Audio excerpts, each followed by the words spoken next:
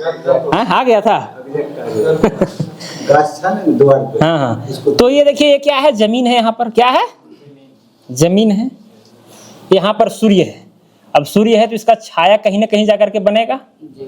तो मान लेते हैं कि भाई छाया का जो मैक्सिमम जो दूरी है, ये जो टॉप वाला पॉइंट का जो छाया है वो यहाँ पर बन रहा है, ठीक है। इसी सेम टाइम में जो है एक हम यहाँ पर एक लकड़ी या कोई डंडा जो कुछ भी हो या रेंजिंग रोड जिसका हाइट हमें पता होना चाहिए, तो डंडा है तो उसका तो हाइट नाप ही सकते हैं। ये पेड़ था, इसमें हम चढ़ नहीं पा रहे थे, ठीक है, तो इसीलिए जो है सो उसका छाया केवल लेंगे हम। ये तो डंडा है, उसका हाइट तो हम नाप ही सकते हैं। तो सेम टाइम पर जो है सूर्य की वजह से इसका भी क्या बनेगा, छाया बनेगा। ओके, इसको मान लेते हैं हम, इस पॉइंट को ए, इसको मान लेते हैं बी, इसको मान लेते हैं सी। ये हो जाएगा डी, ये हो जाएगा ई और ये हो जाएगा एफ। ओके, वृक्ष का ऊंचाई ज्ञात करना है तो सिंपल सी बात है कि भाई यहाँ पर जो है अगर एक लाइन यहाँ पर इमेजिनरी लाइन खींच देंगे तो यहाँ पर क्या बनेगा, 90 डिग्री का एंगल बनेगा ग्राउंड के सापेक्ष। ओके, क्या बनेगा, 90 डिग्री एंगल बनेगा। यहाँ पर भी 90 डिग्री एंगल बन रहा है। तो कंफर्म हो गया कि ये भाई दोनों ट्रायंगल क्या है, राइट एंगल ट्रायंगल है, समकोण त्रिभुज है। क्या है, समकोण त्रिभुज। तो यहाँ पर लिख सकते हैं त्रिभुज ए बी सी तथा त्रिभुज डी ई एफ में, ये दोनों में क्या है भाई, तो इसमें कोण बी ए सी, कोण बी ए सी बराबर हो जाता है किसके, कोण ई डी एफ। यही बात है।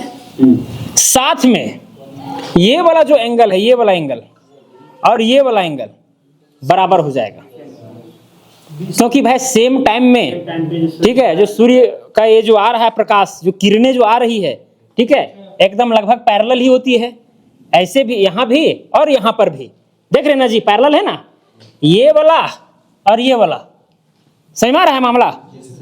सूर्य की किरण हमेशा पैरेलल ही होती है, ऐसा मान सकते हैं। तो क्या है कि ये वाला एंगल और ये वाला भी एंगल बराबर हो जाएगा, यानी ये वाला एंगल इसके बराबर और ये वाला एंगल इसके बराबर, ठीक है। तो यहां पर हम लिख सकते हैं कि कोण बी सी ए या ए सी बी बराबर हो जाता है कोण डी एफ ई के, है ना मामला है। तो अगर दो कोण, दो त्रिभुज के दो संगत कोण बराबर हो तो तीसरा कोण ऑटोमेटिकली बराबर हो जाता है, क्योंकि तीनों कोणों का योग 180 डिग्री है, ठीक है, तो उस आधार पर जो है सो बराबर हो जाते हैं। तो यहां पर हम लिख सकते हैं ए समरूपता से, तो क्या हो जाएगा, त्रिभुज ए बी सी समरूप हो जाएगा त्रिभुज डी ई एफ के। सर्वांगसम नहीं है, यहाँ पर समरूप है। सर्वांगसम तब आता जब इसमें कम से कम एक भुजा ये वाला भी आ जाता, यानी ये ए सी और ये जो डी एफ है बराबर रहता ना, तब जो है सो सर्वांगसम हो जाता। क्लियर था मामला, ठीक है। तो जब समरूप हो गए दो त्रिभुज, तो समरूपता के नियम से,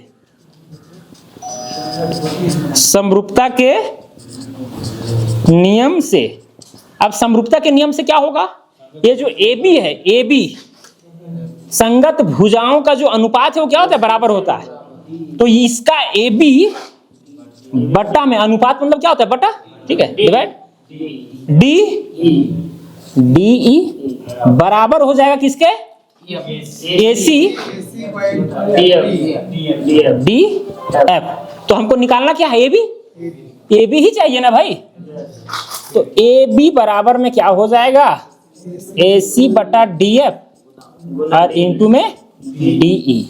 यही फॉर्मूला आता है, क्योंकि भाई ए सी तो हम नाप ही सकते हैं, ये छाया की दूरी, ये जो ब्रिज का जो आधार है वहां से लेकर के छाया तक का दूरी नाप ही सकते हैं। फिर क्या चाहिए, डी एफ है, तो ये तो भाई इसका भी छाया तो नाप ही सकते हैं, गुना में डी, ये तो हाइट हम नाप ही सकते हैं।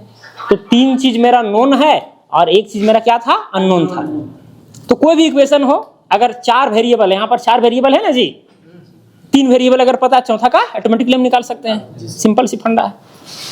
इसको जो है शॉर्ट में आप लिख सकते हैं कि भाई वृक्ष की ऊंचाई बराबर होता है एसी, मतलब कि वृक्ष के द्वारा बनाई गई छाया डिवाइडेड बाय डंडा या रेंजिंग रोड जो कुछ भी उसके द्वारा बनाई गई छाया गुना में लिख सकते हैं उस डंडा की ऊंचाई या लंबाई। क्लियर? तो उस तरह से भी आप लिख सकते हैं। यही कंसेप्ट जो है सो वृक्षफला में आता है।